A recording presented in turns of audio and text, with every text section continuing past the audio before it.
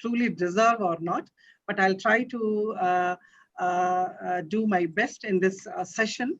As Dr. Burman just told about the title of the session, I think this is going to be quite useful in years to come, because you know that now government has recently framed a new education policy, which has come actually after 34 years, after 1986. This is a kind of policy which we have framed in this 21st century. So, and in the morning, since I am involved in this training program very closely, so I was just seeing, you know, the importance of life skills, you know, communication abilities, a creativity part, whether it is in terms of performing arts or, you know, creative arts, which we just generally say in terms of liberal arts. So how they are important for the holistic development of one's personality, particularly students whom we are nurturing. And these kind of things actually are taken very clearly in this new education policy 2020. So I would just like to introduce what are the main features of this you know, policy, and how they are going to have a kind of which we, you know, in ancient India, we were talking about Takshila, Nalanda kind of universities, and many great scholars from outside countries who used to come to India for higher education. So that kind of vision is actually our planners are having with this kind of policy. So it's a great to you to share my screen first of all for my presentation. Mm, are you seeing my screen? Yeah, ma'am. Yes, ma'am. Yes, ma'am. Yes, ma'am. Yes. Thank Yes, ma'am. you. So the title is, of course, how we can reorient our higher education system, particularly in the context of a new education policy 2020, and what kind of changes we are seeing and in this system. So just to start my presentation, first of all, we would just like to, you know, recall how our ancient education system used to be. And you know, you must be remembering it was described like a 64 kalas or arts, 64 kalaएं.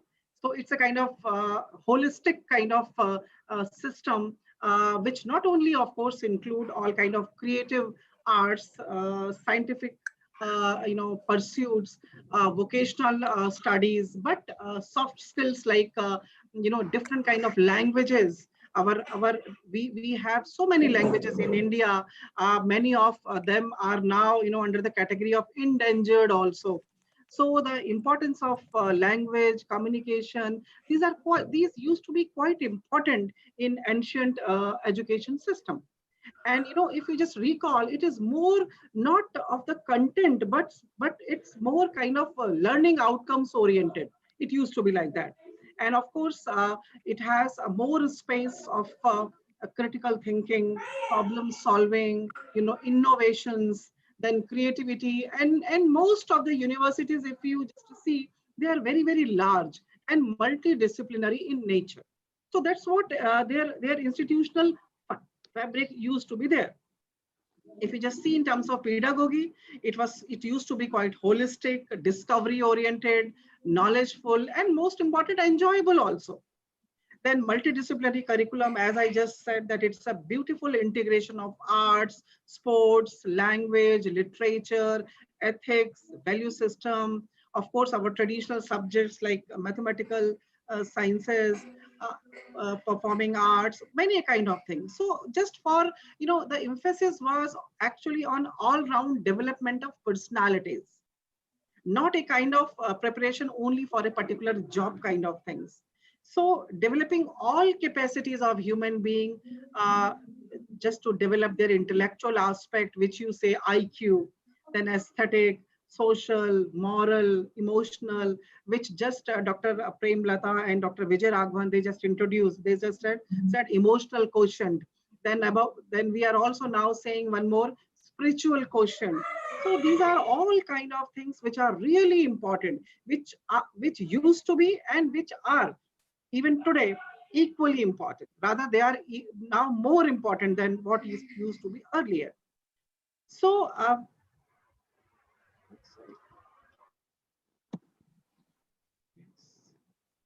so now just see that kind of education system we have seen, and you now know that what is now the current state of learning outcomes. So what are the gaps? If you just try to analyze critically, you just find that there is a kind of severely fragmented higher education ecosystem now. And if you see the number of universities or colleges in India, actually I'm talking about India because I just heard that few students are from Afghanistan and maybe some other countries also. So maybe that kind of relevancy might be there with their system also. So currently our Indian education system, particularly higher education system I'm talking about, it comprises of 800 universities and approximately 40,000 colleges. And 40% colleges basically run single program. If you see, then 20% have enrollment of students which is below 100 per annum, and only 4% have enrollment more than 3,000. So if you just see that what has been just observed, that there is a kind of severe suboptimal resource utilization or infrastructure utilization, a kind of some kind of waste of resources, so much of infrastructure we have developed. Now, if you see, then the other point which is quite obvious is a kind of very rigid segregation of disciplines that you yourself may experience, that at the school level also only, that we have a kind of specialization and a streaming of subjects in terms of humanities or science or engineering kind of things. So that's the kind of another thing. And mostly we have higher education standalone institutions, that is agricultural universities or medical or law or engineering kind of things. Very few are actually in a kind of larger multidisciplinary framework. And the third important point, of course, you all realize that there is a kind of limited access in terms of this higher education reach, in particularly in socio-economically disadvantaged areas. And that's why if you see, the gross enrollment ratio in those areas are also a little bit lower as compared to the overall. The overall also, we have only 26% GER as compared to many other countries which have much higher gross enrollment ratio. So again, equity aspect is compromised. And of course, lack of teacher and institutional autonomy, that is also quite important, and which is here not very much there in our education system. Then lesser emphasis of research also, lack of competitive peer reviewed research, funding across disciplines. In certain disciplines like in social sciences also, you have limited competitive grants or resources for doing research. So that is also another kind of thing. And once we say that research and knowledge creation, they should go hand in hand. Similarly, lack of effective regulatory system is also one of the thing which basically, you must be hearing a thriving of fake colleges, suboptimal governance and leadership issues in higher educational institutions. And of course, last point, but not the least, is that very less development of cognitive skills and learning outcomes.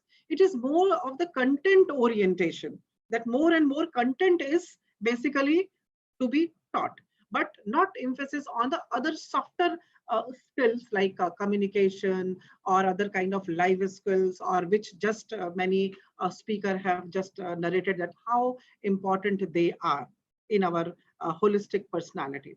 So of course, in nutshell, we can just say that overcoming of these challenges is basically very important. And the vision is that high quality access to education to all, and also kind of lifelong learning opportunities to all. It's not that only during student life you need to have basically those kind of teaching program. It's a lifelong learning, is a lifelong process. So now we just come to, with these kind of background, we just come to a national education policy, which has been recently announced. So what is the policy journey about this national education policy? A little bit about that. It's not that it has come abruptly. Rather, I would say that it is actually a very, a kind of highly collaborative, inclusive, and a kind of participatory consultation process was there in its generation. And the committee also constituted very eminent personalities. Rather, it is headed by Professor Kasturi Ranjan, who used to be the chairperson of this committee. And this policy took also various points in previous policies of 1968, 1986, and improvement of 1986, which was envisaged in 1992. Then MHRD input on the draft education policy. Then extensive feedback and consultations by different institutions, organizations, educators, researchers, policymakers, industry, community groups, and all kind of things. So it's a kind, because all are the stakeholders of education process. And as you know, that as I just said earlier also, that this is a kind of first education policy of the 21st century, and which came after 34 years. That is, last policy was in 1986, and then it came now. So what is its vision of the National Education Policy 2020? How it is different from the earlier one? That's what my focus here is. Number one is that it is moving towards a higher education system which consisting of large and multidisciplinary universities and colleges. And the other part is that more educational institutions in terms of numbers also, for more outreach, access, with medium of instructions in local languages also. That's the kind of emphasis is quite important. And of course, moving towards a multidisciplinary education, it is more like similar to the ancient education system, as we just recall Nalanda, Takshila kind of, very, very big universities. So that kind of vision was there. In fact, in the whole draft, many places, the reference of those ancient universities or ancient education system vision was referred. So that's a kind of guiding, force in framing this policy. Then, of course, as I just emphasized earlier also, the move towards more a kind of liberal UG education, more a kind of imaginative and flexible curriculum structure with creative combination of courses also, courses, disciplines also, which is relatively lacking right now because you have a very rigid segregation in terms of streams. So this is a kind of major departure from the earlier system. Then of course, this requires a complete or maybe a major revamping of curriculum, pedagogy tools, then assessment for enhanced, student learning, that what are the factors which basically important for student learning also. Then apart from the teaching or pedagogy kind of things, there was more emphasis on the research also, research and innovations also. And for that, there was a reference of establishment of National Research Foundation for promoting research. So more research orientation is to be there in higher education. And then, of course, there was a talk of the higher good governance of those educational institutions. And of course, the intention was that the higher education reach should be more equity should be there, inclusion of those who are now out of the ambit of our higher education, either in terms of disadvantaged social category, or maybe economic status, or maybe some kind of regions or areas where those system still is suboptimal. So in that case, the vision was that we have to increase our gross enrollment ratio in higher education, presently from 26% to 50% by 2035. It means more seats has to be added in higher education system. It was calculated that roughly 3.5 crore seats to be added in higher education system. So that's a kind of broader vision. Now to achieve broader vision, what is to be done? At different, because as I just said that it has to be a kind of overhauling, a major overhauling of the system. So the number one pillar of this new education policy, which was envisaged, is that what kind of institutional restructuring and consolidation we need to do. So as I just said that the major aim of the policy is to end the fragmentation of higher education by transforming higher education institutions into large and multidisciplinary universities or colleges, which we say, or HEI cluster also we say. So it means that if I say a university, it has to have more number of students.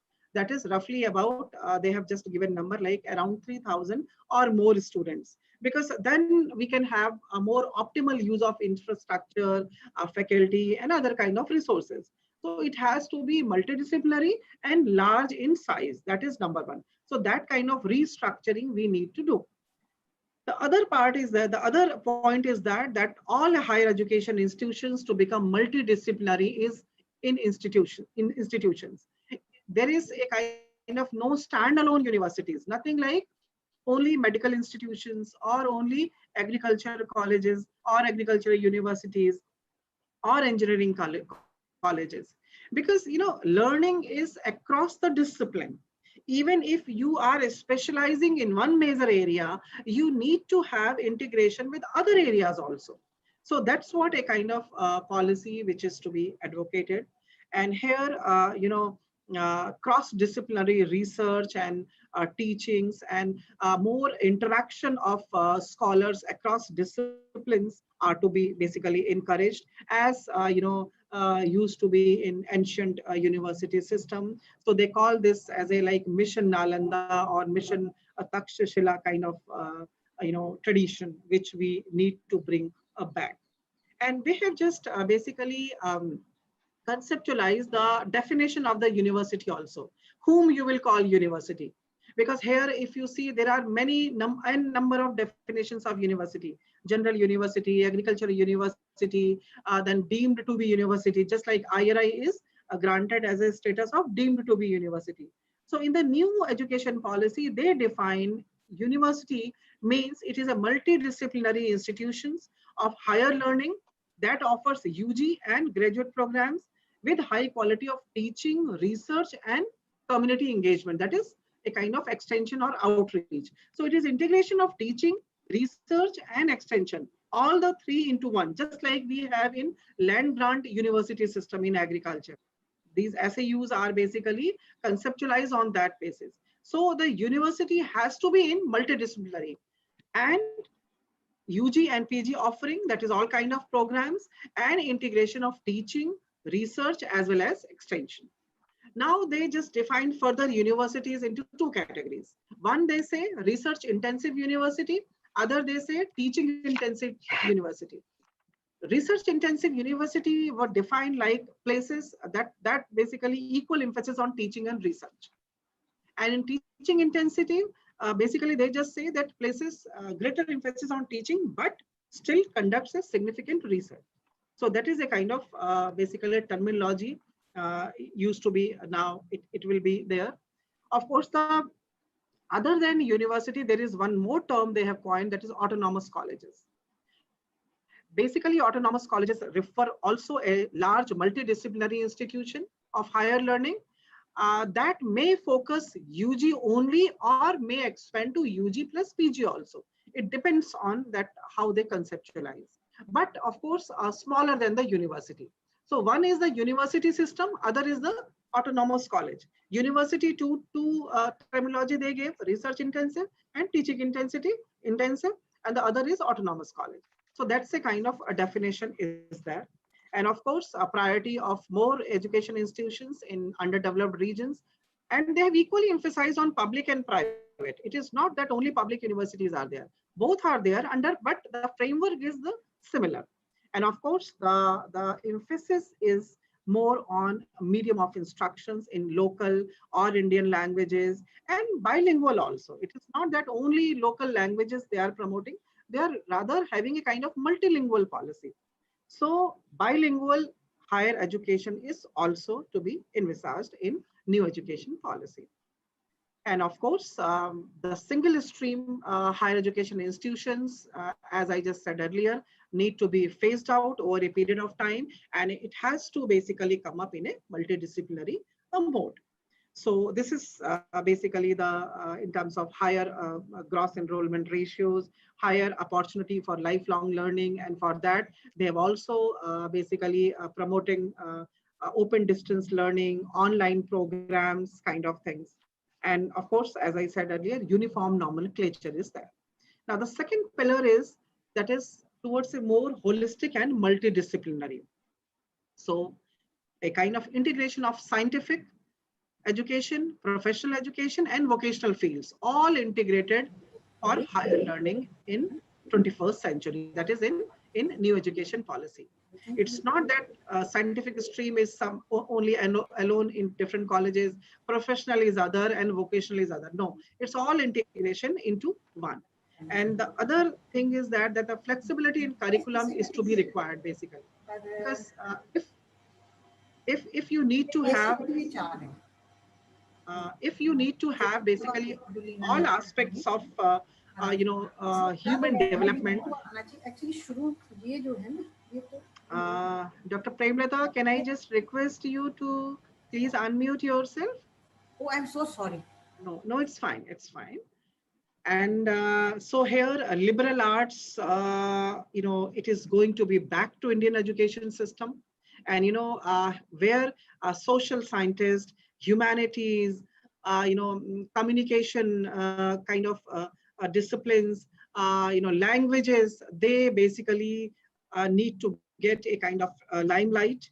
And, ethics kind of things, moral values, moral education, kind of things. Basically, they need to be a kind of compulsory in different kind of forms, right from the beginning, not only in the higher education, but from the school education itself.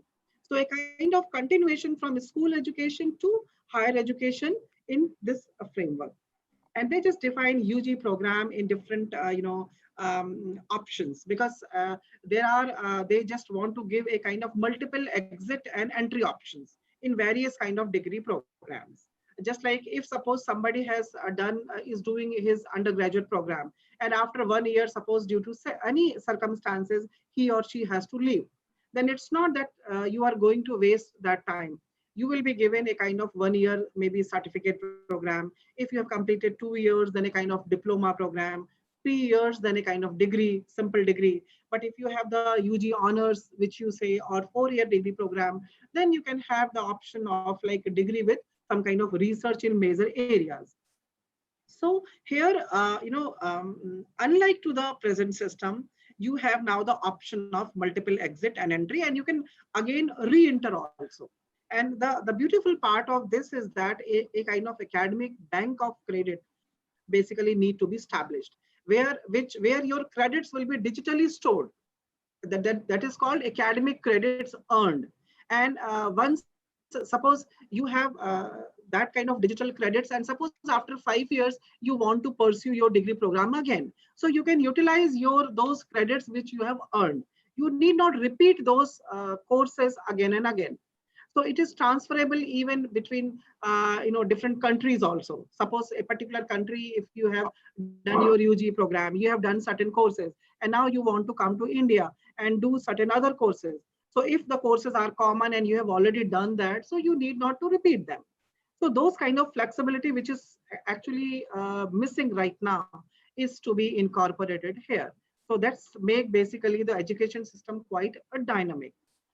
And here, the research focus is to be more in master's program. Even they will introduce a research kind of thing from the UG program itself. As I said earlier, that if you have 4 years degree program, you will be given as a UG program with research. So again, that same maybe in the master's program, here also some flexibility is there. That is master program of 1 year also, master program of 2 year also, depending upon your major area of research kind of things. Then more emphasis on industry academia linkages, interdisciplinary linkages, cross-disciplinary linkages, and more integration of humanities and social science research. Even if you see the agricultural research, a lot of humanities and social science research is actually required. Because suppose you have developed one technology or one variety, your stakeholders are suppose industry or farmer, then you need to basically see farmers' behavior. That is, what kind of adoption strategy you need to basically promote, what kind of traits they demand in a particular type of technology. So those kind of all social science research is to be integrated. It cannot be a kind of standalone. So in that way, relevance of humanities and social science research is quite important in those kind of even upstream scientific degree programs also. And of course, some kind of model multidisciplinary education and research universities are also planned at par with like IITs and IIM, which can become a kind of model of the best multidisciplinary institutions of the global standard of the country. So those kind of model are also planned in this system. The third pillar is that, which is also very, very important, is that optimal learning environments and support to students. So a lot of support to students in terms of flexibility, in terms of choosing their curriculum, in terms of designing their own curriculum, that is to be basically here emphasized. And here more autonomy is to be basically there in terms of designing of curriculum, pedagogy, then choice-based credit system, then how students should be assessed. A kind of major departure is there, that is, it should move away from the high stakes exam to a more kind of continuous assessment. Just like CBSE has also introduced in school education system, that in case of after ninth and onwards, a child has to be assessed in a continuous assessment framework. So over excessive or emphasizing only on marks, on percentage or grades has to be basically reduced, because your objective is a kind of learning, more of learning, not obtaining more of the always kind of marks or percentages, which might not reflect truly your learning outcomes. So that kind of things are also to be incorporated in years to come in universities and colleges. And of course, support to socioeconomically disadvantaged students and regions, so that they have more equity in higher education system, better access of those kind of students in accessing these courses, and more outreach program in terms of like open distance learning and online education, so that we can have a higher gross enrollment ratio, higher outreach towards students. Then fourth pillar, which is that quality academic research in all fields.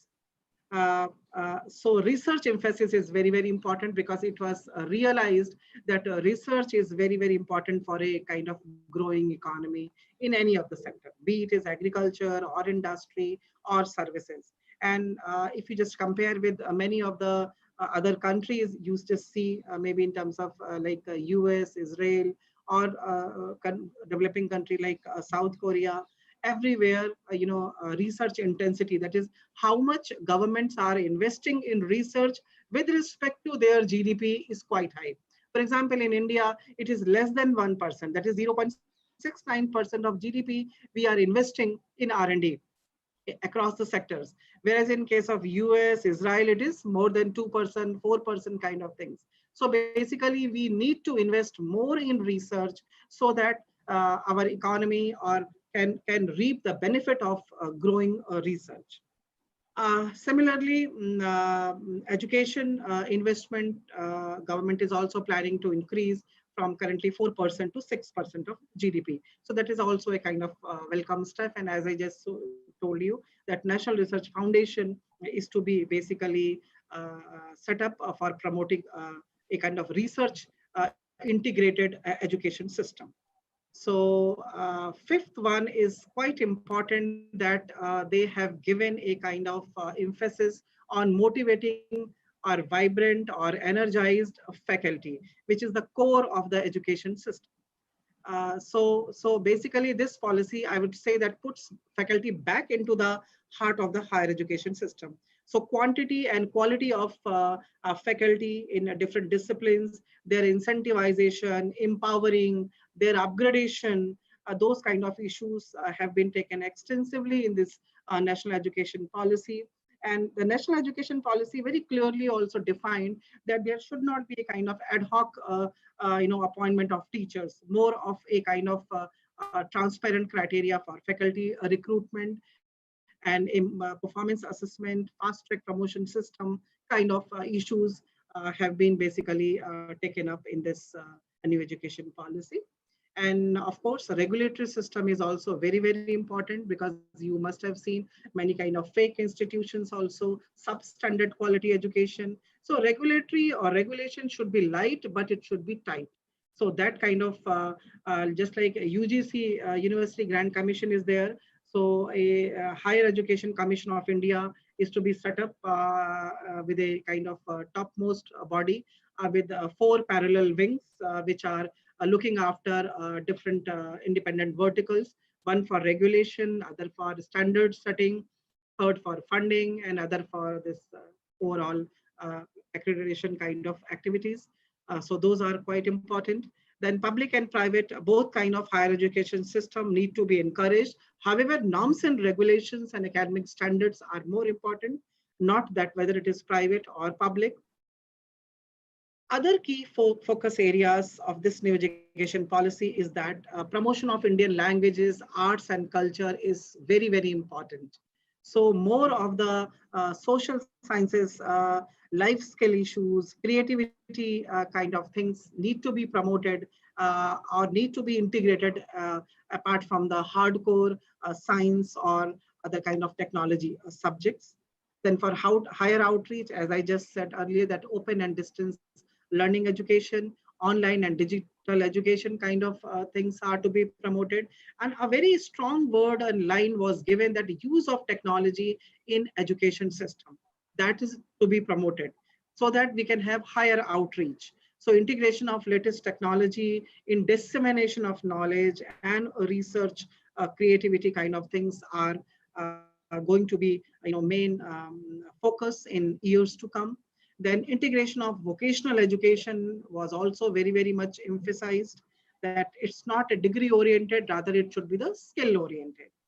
Then adult education, because education is a kind of activity which is a lifelong, it's a dynamic process. So why to deprive adult people in terms of this kind of opportunity? So emphasis on adult education is also quite prominent in the policy document. Then the professional education, as you know that agriculture is also a professional education. So they very categorically just said here that all kind of professional education will be an integral part of the higher education system. So standalone technical universities basically are to be discouraged, and over the years they have to become multidisciplinary institutions. So that is a kind of focus is there. And regarding as agriculture is very important segment of our economy, and in recent this kind of pandemic of COVID, you have seen that this is the one sector which is quite resilient and just come up with the a kind of growth driver of the economy, not only in India but in many of the countries. And of course, agriculture has its own importance because it has a substantial, coverage and support to large number of people, employing either directly or indirectly. So in that way, this is a very, very important segment. So we as agriculture university, we have to also become, more cross-disciplinary, multidisciplinary, large in terms of size, because one data presents that agriculture universities comprise 9% of all the universities. However, in terms of student enrollment, it is only 1%. So one kind of notion is coming that actually it is a kind of a suboptimal utilization of resources, particularly in agricultural universities. So we have to have make larger outreach in terms of gross enrollment ratio, in terms of more cross disciplinary boundary. And the other important thing is that integration of local knowledge, traditional and emerging technology, apart from the state of art or modern technologies like biotechnology, that kind of things are to be there. So combination of both traditional knowledge in agriculture research as well as emerging technology in terms of like new technologies, that is to be there. So both have been emphasized. A little bit about that, how much public investment in agriculture research and education is there, just for a glimpse to you. If I just show you the India's latest data, it is quite pathetic. If you see the research and education intensity, you just see that it is less than 1%. Rather, it is half 0.5%, less than 1%, rather 0.5%. It's quite low. And if you see over the years, you will just see that over the years also growth rate in public funding of research and education has stagnated or decreased. So this is also not a kind of a good sign. And over the years also, if you see this data, there is a kind of some kind of plateauing is there. So those kind of things, if you see in terms of across the universities, you will see that most of the uh, agriculturally dominant states like UP, Odisha, West Bengal, MP, Rajasthan, they are investing very low in terms of research and education with respect to their agriculture GDP. In UP, for example, 0.09% is invested in agriculture research and education out of their whole agriculture GDP, which is quite less. You know, agriculture, if we say agriculture is the mainstay, here investment should be more because we have to build up a local or regional capacity levels in terms of agriculture education and research. So that's a kind of important policy implications that where to invest more. Research focus, if you see, most of the research is still directed towards only crop. You know, if you see, agriculture is much more expanded now. It is nothing like a subsistent kind of economy. It is much more commercial. So it is much more market oriented. So basically we need to invest more in terms of value addition, putting good supply chain, food safety, you know, in terms of more resources for the safer food kind of thing. So those kind of orientation is also needed. And if you just compare the global intensity ratios in terms of agriculture R&D spending, then still you can just see that in relation to many of the developed countries and many of the developing countries, even if you take the example of Brazil or China, India is investing less. So that's kind of a thing basically which we need to look into in terms of investment by the government. Then in one of the study which Dr. Suresh Babu has done in IFPRI, they just tried to find out that in agriculture education, where we are lacking. Then the study basically pointed out certain points, like we need to assess basically that what employers demand in terms of skills. Are we producing our graduates or UG undergraduates, which really industry wants or stakeholder wants or not? Because many of the studies or some of the studies basically pointed out that employability of our graduates are low. So basically we have to address also those kind of things. So maybe this new education policy is addressing those kind of issues in a very best way.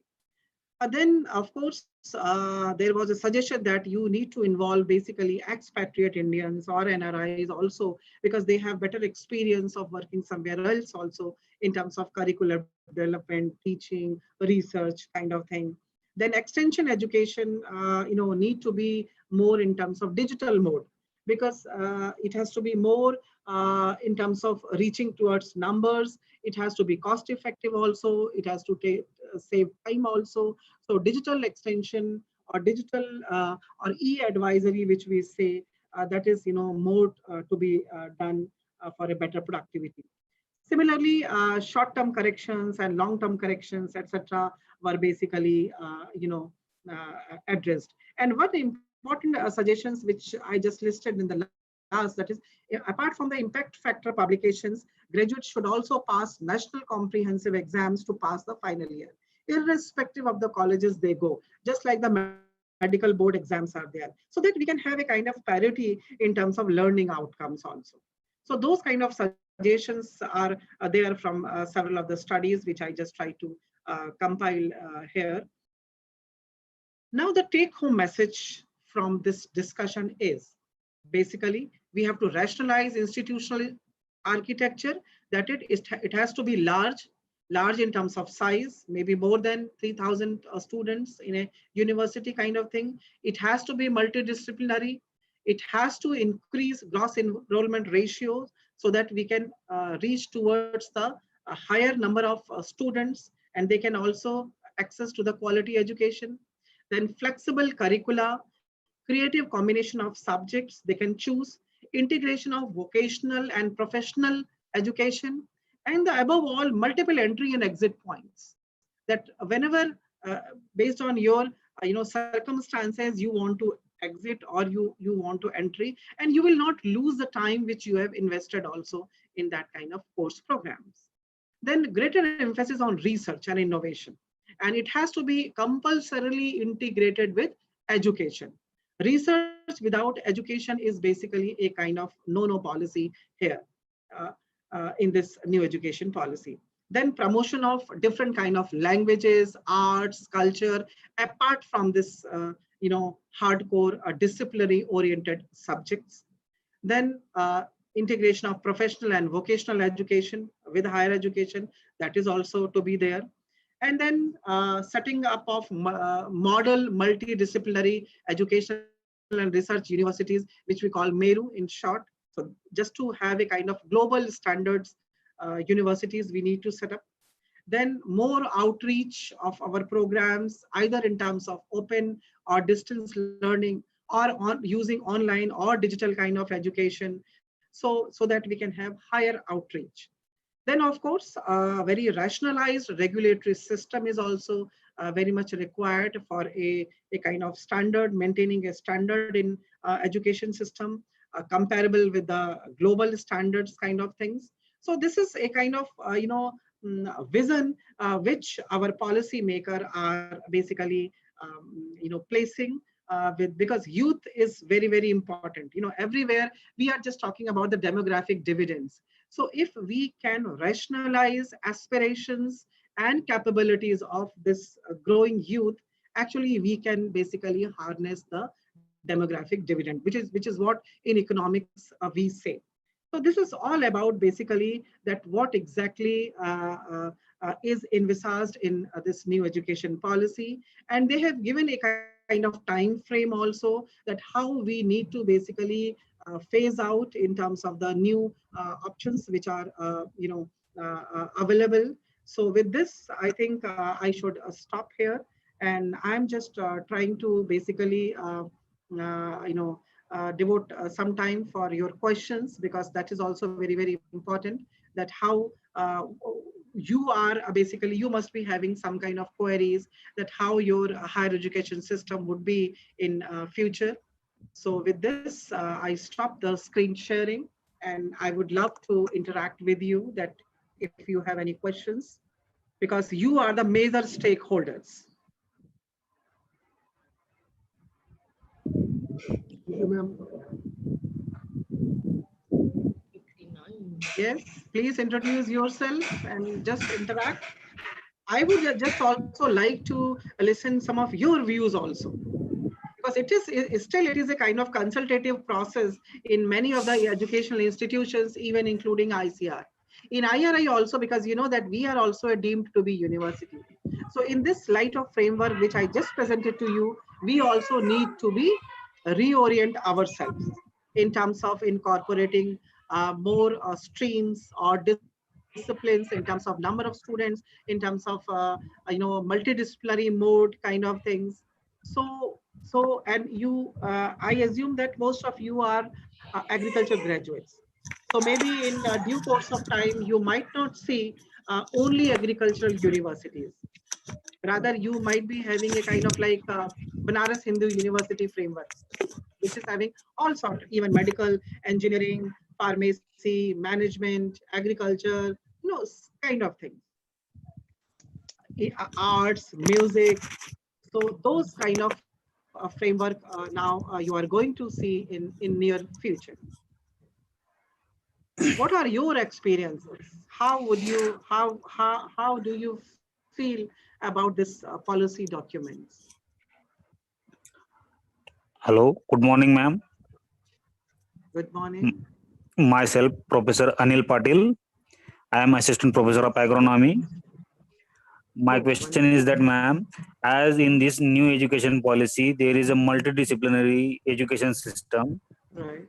So, how we can supply these professorship or say education professor? How we are? I'm not getting your point. We are, how can one campus there is a agriculture education, And if we want to take other disciplines, say music or say any other, Mm. so how we can generate the professors? Wonderful, Dr. Patel. I think it's really disciplinary course combination, isn't it? Yeah. So, but we have realized over a period of time that this is not working. For example, many of the varieties and technologies we have developed, and many of them are on the shelf. They have not reached to the farmer field. Yes. And we as a socio-economic, we also investigate what are the factors which promote farmers' adoption of a particular technology. Yes. Isn't it? And many of the times we just say that it is not suiting to a farmer, socio-economic milieu, his perception, or Yeah. farmer is having his fixed ideas. We did not basically communicate him well. For Yes. example, suppose take a kind of GM technologies. Yeah. A kind of things are there that farmer is not knowing actually that what Yes. is in that and kind of thing, and so a kind of dilemma is there.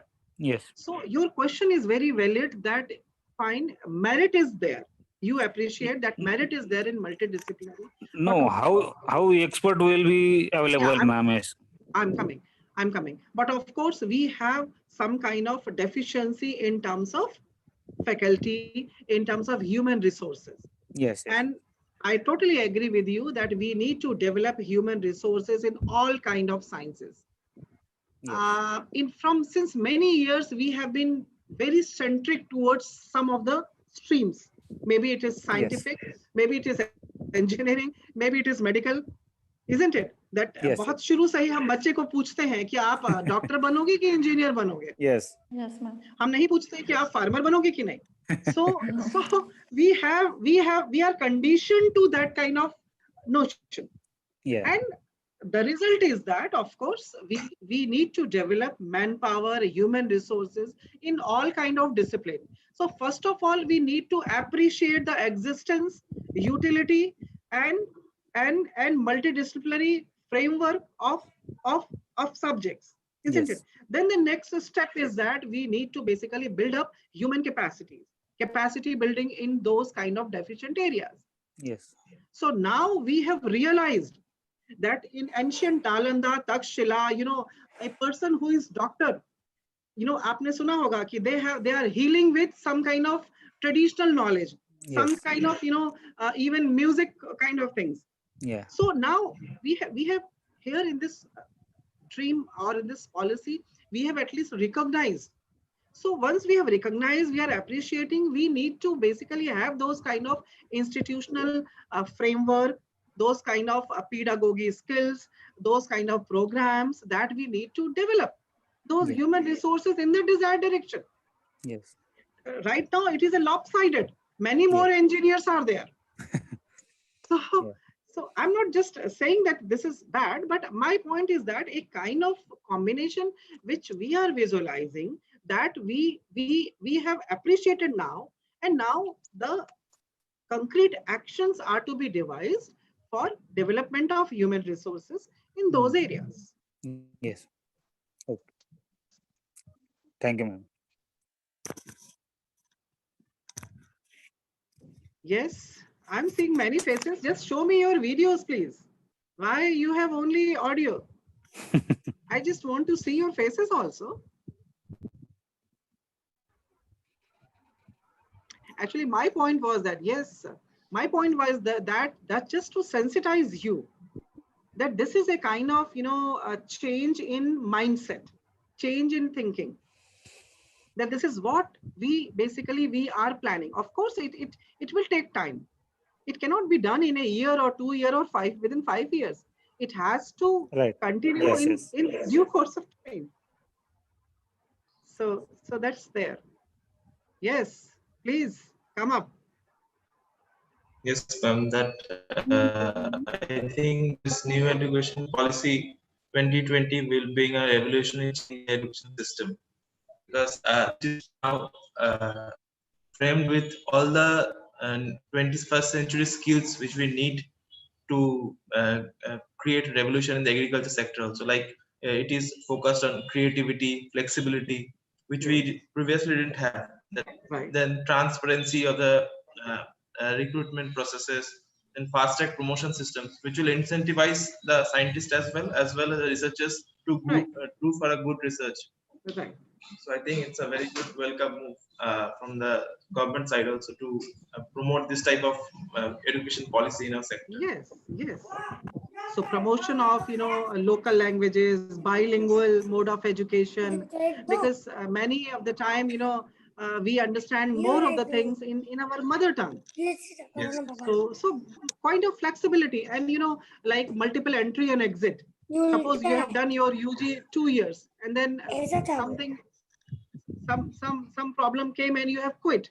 So you can restart also with your credit score in your bank. And you need not repeat those courses, you can move ahead. Yes. So those kind of flexibility is there. Suppose you want to study biology with psychology, you can combine those subjects. But right now you don't have that flexibility. So in that way, that is very needed, because like sometimes we do research, we don't have that subjects courses we have not done, but we do research in that area. So if we previously do the courses and do the research, it will be more better. I think we'll have greater view. Exactly. The thing is that now the option is now coming to you in front of you. Now you have to utilize it as per your need, as per your creativity. That is up to us. How best we utilize. Like we should have the selection. We can have the selection. Like I want to go to this field, so I need these courses. Right. Even please unmute yourself. Dr. Anil, please mute yourself. There are a lot of disturbance from your side. Thank you. Sometimes, what happens that suppose, I think somebody raised a question that he entered in engineering stream and then he later realized and then shift to agriculture. Isn't it? I think somebody was there in the last session. I was listening. So now you have that kind of option. You need not waste that year. So you can integrate those. Suppose you want to have a kind of agriculture research with engineering, some kind of maybe mechanical or kind of thing. So you can have that kind of combination also. So those kind of flexibility is there. It is not either agriculture or engineering. It's not. And you can have many more faculties of yourself to develop. But how we analyze, ma'am, by using this multidisciplinary studies. Yes, right now we, ma'am, right now we assess from some point of view that he is good or he is clever or some using faculties. But by using these number of disciplinaries, how we assess that person or how we analyze that person, that he is good or that he is clever in that. Most of the time, what we do that, what is our score? What is our marks? Based on that, many a times we just assess ourselves. That suppose if I am just good in maybe economics, because not good, rather I obtain marks. Because it has to be a kind of marks oriented. Then, are you getting my point? Yes, ma'am. But I think that making a confusion in students also happening in but this. That we need to make ourselves. There are different criteria, but ultimately you have to choose. Dr. Premata very rightly said that it is your choice. Yes, ma'am. Whatever you just to take the responsibility. She was talking about self, isn't it? That you create thoughts, you decide. It's not a blame game. Actually, it is you who can decide. That's my always version.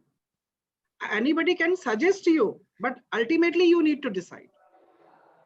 Yes, so my point is that here to emphasize that in this new education policy, a lot of flexibility is there. If suppose even if you think that you have decided wrongly, suppose. Yes, ma'am. So you have option to revert back. But right now, if you have taken commerce at school level, you cannot write engineering, engineering or medical test. Yes, ma'am. Yes. Right now we are bounded. Yes, ma'am. Yeah. And many times confusion comes. You are very right. I totally endorse you. Even right Yes. now, I have some confusion that whether I have Yes, come ma'am. rightly in economics Some or not. students know what they like. From that Yes. point, they started. Yes. So my Okay, ma'am. Thank you, ma'am. point was that it's a good beginning actually. It's a change of mindset actually. Now we have to basically utilize as per our own, benefit, how best we can do that. No, things are there. How best you utilize, it depends on yourself. But first of all, framework should be there. No? Yes, ma'am. So that's kind of thing. From where However, this has to start, ma'am? huh? From school education or from this new education policy, from where it has to start? From school level Yeah, from a or school. Yeah, higher yes. education policy we are talking about. Yes. And also this much percentage of people we are taking. Now we are saying that now our capacity is 1,000 and we are going to increase the capacity to 3,000. And now only with 1,000 people we are unable to give employment to them. Then how it will be possible, ma'am, in future? Yes, you are very right about that. I'm just saying that of course, this new education policy 2020 basically talks about both. First of all, is school education and higher education. It has two parts. I did not deliberately cover school education because that was not here. It will be too long. But one sentence, I think you remember, I just said that it has to start from the school education itself, because you cannot change all of a sudden only at higher education level, which is not there in school education. So first of all, it is well integrated over from school education to higher education. Now, the other part which you very rightly said, that till now, basically, we have not well integrated vocational education, professional education, and higher studies also. We have clear-cut segments that it is higher education. If it is vocational, it is low paying, or it is not, a kind of lucrative in terms of careers kind of things. You must be seeing that government policy in terms of Atmanirbhar Bharat, skilling India, that you need to have skill, isn't it? So if suppose you don't, after school levels or after preliminary school education, which is compulsory, because at school level it is compulsory, a few years of education are compulsory, and at different stages of school education, if you read the document, you will find that what are the learning outcomes which is expected at a particular age bracket, right? Like promotion of cognitive skills kind of things. And so once you have that kind of skills at various levels, I think my perception is that employability will be more. Because if you are producing only graduates in the name of higher education, which is not meeting the skill demand of, suppose, say, industry, fine, then the employability problem is more. But if you are focusing more on professional education, vocational education, their integration, all sort of things, then I think gradually we need to basically, we will minimize those things, because we are producing human resources which are relevant to the stakeholders' demand. You got my point? Yeah. Ma'am, Yes. one thing I have to mention, that if this policy comes into exist, either it may be create the situation that jack of all but master of none. Mhm. No. Number one is that this policy has to come. Yeah. There is no if and buts. Yes. Fine. Of course, there is a gradual transition which will take time. Yes. Fine. It will First of 10 to all, 15 years. Yeah, maybe more also, because everything you cannot change. Yes. First of all, you need to change from here mindset. then the things will change on the ground. Right. And then there your other question is that jack of all and master of none. I think if you are jack of all, Yeah. there is no harm. But if you know your subject well, I think that's what we need it. Yes. Because even if you are master of one, but you do not know other things, you basically you are alone. In not every time. Just I gave you example of technology, agriculture technology. Suppose you only know your technology, your variety, that it is giving suppose higher yield, but you do not know that farmer want, apart from higher yield, good aroma, taste, or maybe farmers some inhibition that it will not fit into this social milieu or kind of thing. Basically your technology is Okay. only in the shelf. Yes. So basically you need to know much more beyond mastery of your subject also. Yes. Mastery is required, no doubt about that.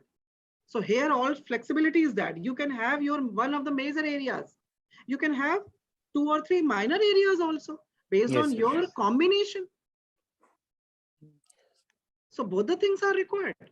Yes. Right, ma'am.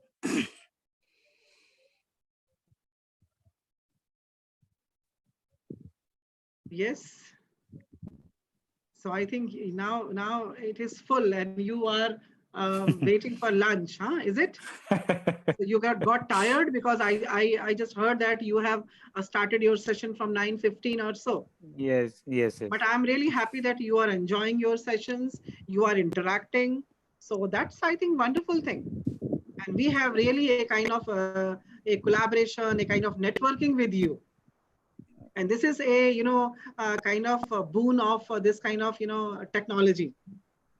Yeah, You ma'am. can say it is a boon of So in COVID. every situation, yes, we have some opportunity.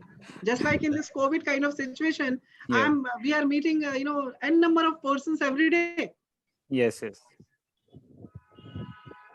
So that's wonderful. Any more thing you would like to have, or you can just have some more suggestions also, because still we need to implement it. We need to have those kind of ideas in years to come.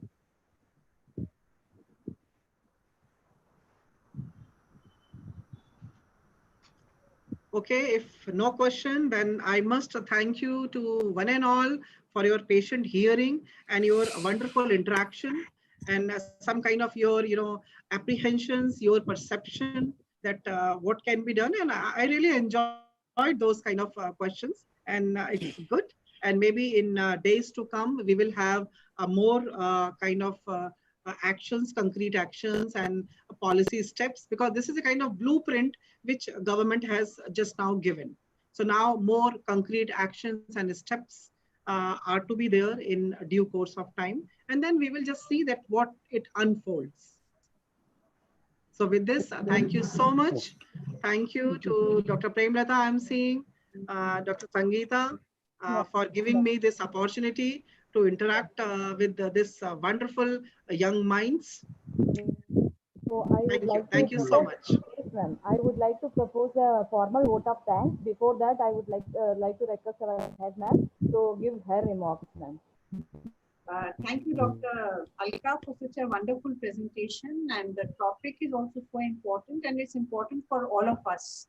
And it is really wonderful. And what I enjoyed, was that, at the end of the session, it was so lively. There was so much discussion and so much interest from the parts of the participants. And why not? They should be, because it's going to affect all of us. So that was really good, that lively discussion.